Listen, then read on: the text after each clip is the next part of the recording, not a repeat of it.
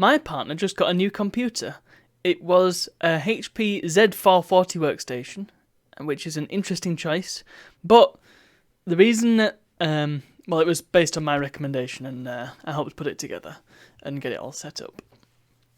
So the reason why I recommended this computer is because I've seen quite a few YouTube videos from the likes of Phil's Computer Lab, and I think Matt KC as well may have done a video on this or something similar.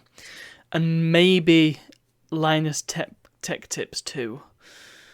Either way, there's been quite a few YouTube videos and one or two other sources that I can't remember off the top of my head, but have come across that say the best computer you can get is a second-hand enterprise workstation, because companies just chuck them out and they sell them for next to nothing. And what you get is quite a lot of computer for your money. So it was around £200, and we ended up getting a full workstation PC with a very basic graphics card in it. It was an NVIDIA, one of the cheap NVIDIA Quadros, one of those that literally all it does is just give you an extra display. Not really worth talking about. But it came with 32 gigabytes of RAM, and that's ECC RAM as well, which is the expensive good RAM. And more importantly, it had a Xeon E5 8-core processor in it, which is a server processor. So that thing can crunch some numbers. And I was really, really impressed with what you got. It didn't come with a hard drive because we didn't need one. I had a spare Crucial drive knocking about. That was in the previous computer, which you see behind me. That one.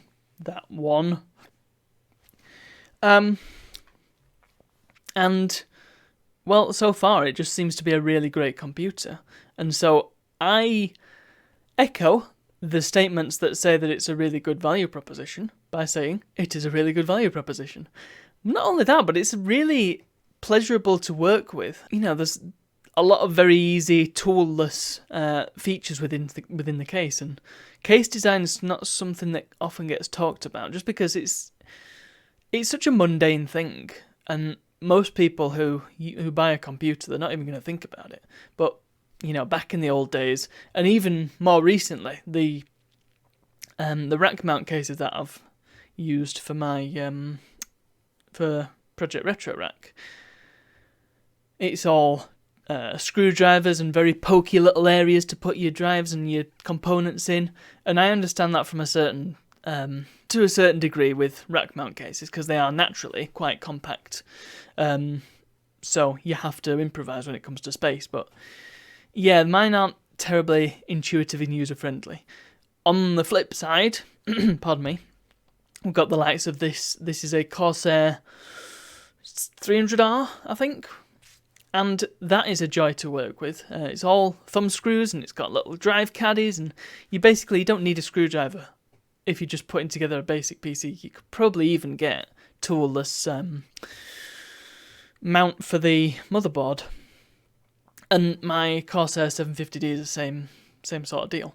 Really, really pleasurable to work with. And the HP case, well, it's got things like the PCI cards. They've got this little flip-up thing. So you flip it up, and then you can slot your cards in and then flip it down again. It just holds them in place, so you don't need to screw anything in, which is really, really beneficial.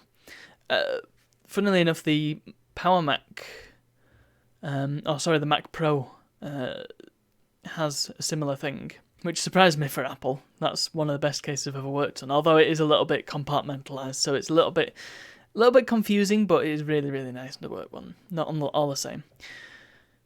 It just makes me wonder, like, why when HP's workstations, which nobody's gonna be poking around in, and you don't really want people poking around in, why they're so easy and intuitive to build in. Why are they so user-friendly? Whereas a lot of other computer cases, they're a pain in the butt. It surprises me. Anyway, I don't really have a whole lot to add there. It's just a really, really nice computer. Kind of wish I had one. I mean, I've got designs for having a separate work and gaming computer, so maybe in the future I can justify getting one. it's such a good machine, and for the price, I really have no complaints whatsoever. So that was, I mean, I will just point out, the Nvidia Quadro, you're not going to do any gaming on it. If you just want in a work PC that you want something that'll last, then that's a great option.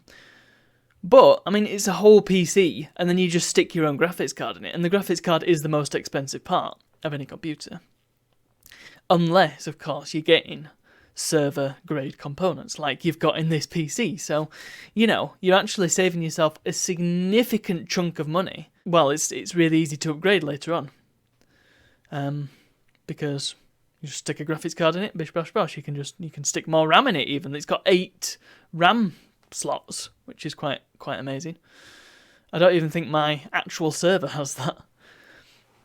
And there's even, I've seen 1 or 2 on the higher end of the scale. Now, this is when getting into pricey territory, but some workstation PCs have 2 processors in them, which is incredible. Again, I don't think there will be much value in that for gaming, but things like CAD and 3D modelling and video editing, yeah, that's gonna really help.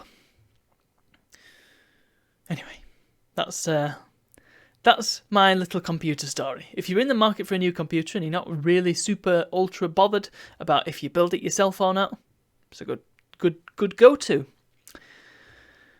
And that's all for today's vlog. So thank you for watching, and I'll see you all tomorrow. Come on, I keep doing this one.